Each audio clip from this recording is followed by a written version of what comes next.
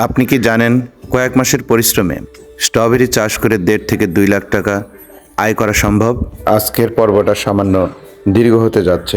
খামারের মালিক রকনুজ্জামান রাসেলের কাছে আমরা জানতে চেয়েছিলাম প্রান্তিক কৃষকেরা স্ট্রবেরি চাষ করতে পারবেন কিনা। তো প্রান্তিক চাষিদের জন্য এটা ভালো একটা টিপস হতে পারে। আপনারাও জেনে নিন খামারের মালিক রকনুজ্জামান রাসেলের নিজ মুখ থেকে। স্ট্রবেরি বাগান পরিদর্শন করতে এসেছিলাম। এখানকার যিনি তত্ত্বাবধায়ক এবং মালিক, ওনার সাথে আমরা কথা বলছি। আমরা জানবো যে কোন সময় এই বপন করতে হয়, রোপণ করতে হয় এবং কীরকম খরচ হয়, কত জমি প্রয়োজন হয়, এই সম্বন্ধে ওনার কাছ থেকে আমরা বিস্তারিত জানবো। যদি একটু বলতেন আপনার পরিচয় দিয়ে। ধন্যবাদ আপনাকে। আমি মোহাম্মদ রকনুজ্জামান রাসেল। আমি একটা কলেজে চাকরি করি, প্রভাষক, RIM ডিগ্রি কলেজ। তো পাশাপাশি এই স্ট্রবেরিটা আমি গত 3 বছর যাবৎ চাষাবাদ করছি। যেহেতু স্ট্রবেরি একটি বিদেশি ফল, তো এখানে আমাদের দেশে কিছু কিছু অঞ্চলে এটা নিয়ে কাজ হচ্ছে। তো সেই দিক থেকে আমরা চিন্তা করলাম যে তাইলে আমাদের এলাকায় যদি করা যায় তাইলে হয়তো এলাকার লোকজন শুধু ধান চাষ করে তো খুব একটা লাভবান হওয়া যায় না। তো সবাই যদি এই ধরনের চাষে উদ্বুদ্ধ হয় তাহলে হয়তো অর্থনৈতিকভাবে অনেকটা স্বাবলম্বী হতে পারবে।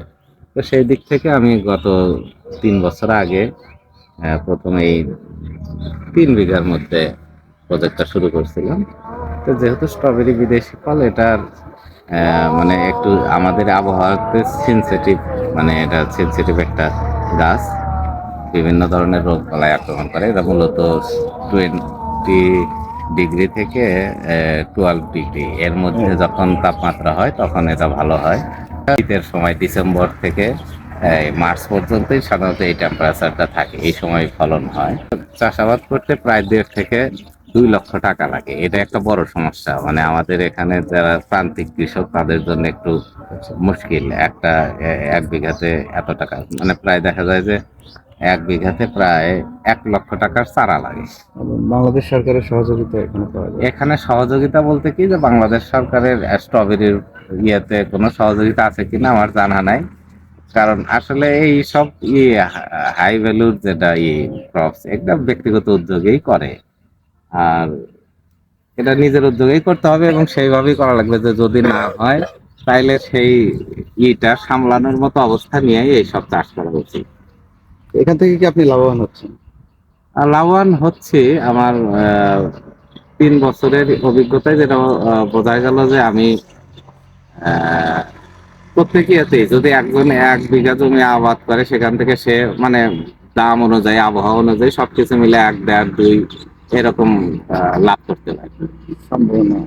সম্ভাবনা আছে বলতে এটা হওয়া সম্ভব। আমরা কথা বলছিলাম দুবলাই গ্রাম। ধন্যবাদ। হ্যাঁ, দুবলাই গ্রামের এখানে স্ট্রবেরি বাগান থেকে ওনার সাথে আমি কথা বললাম। এই প্রজেক্টের মালিক, এবং উনি দেখাশোনা করেন। উনি একজন শিক্ষক এবং উদ্যোক্তা। আমাদের দেশে সাধারণত অক্টোবর-নভেম্বর মাসে চারা লাগানো হয়। আবহাওয়া অনুকূলে থাকলে ডিসেম্বর বা জানুয়ারির শেষের দিকে ফল পাকতে শুরু করে। মনে রাখার মতো বিষয়, প্রথম দিকে যে ফুলগুলো আসে সেগুলো অনেক সময় ভেঙে যাওয়ার পরামর্শ দেওয়া হয়, যাতে গাছটি পর্যাপ্ত শক্তিশালী হওয়ার সুযোগ পায়।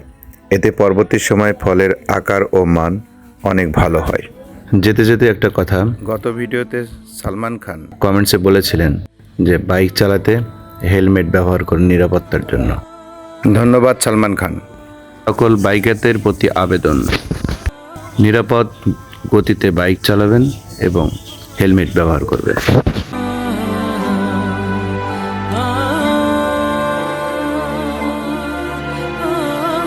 আল্লাহ হাফেজ।